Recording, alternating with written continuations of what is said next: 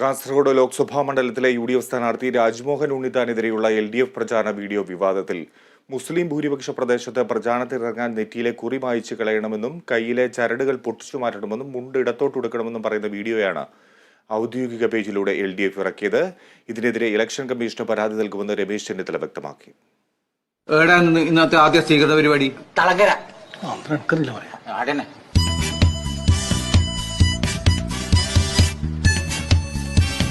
കഴിച്ചോട്ട് ഓടിയേക്കരുത്.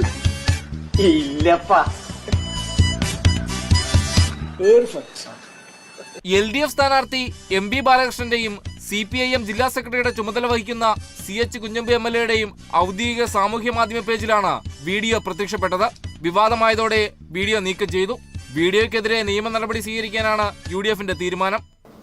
ശ്രീ രാജ്മോഹൻ ഉണ്ണിത്താനെ അപകീർത്തിപ്പെടുത്തത്തക്ക നിലയിൽ, വർഗീയമായ ചേരിതിരിവുണ്ടാക്കാൻ സഹായിക്കത്തക്ക നിലയിൽ CPM ഒരു വീഡിയോ ഇറക്കിയത് അങ്ങേയറ്റത്തെ പ്രതിഷേധാർഹമായ കാര്യമാണ്.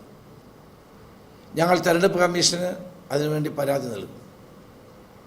അത്തരം പ്രചരണങ്ങൾ ഉണ്ടാകുന്നത് ഒരിക്കലും ശരിയല്ല. CPMന്റെ ഔദ്യോഗിക പേജിൽ നിന്നാണ്,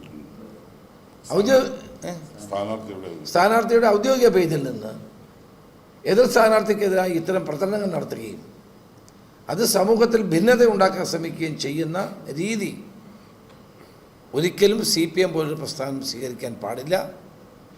ദൗർഭാഗ്യകരമാണ്. അതുകൊണ്ട് അതിനെതിരായ ഇലക്ഷൻ കമ്മീഷൻ ഞങ്ങളുടെ പരാതി നൽകും.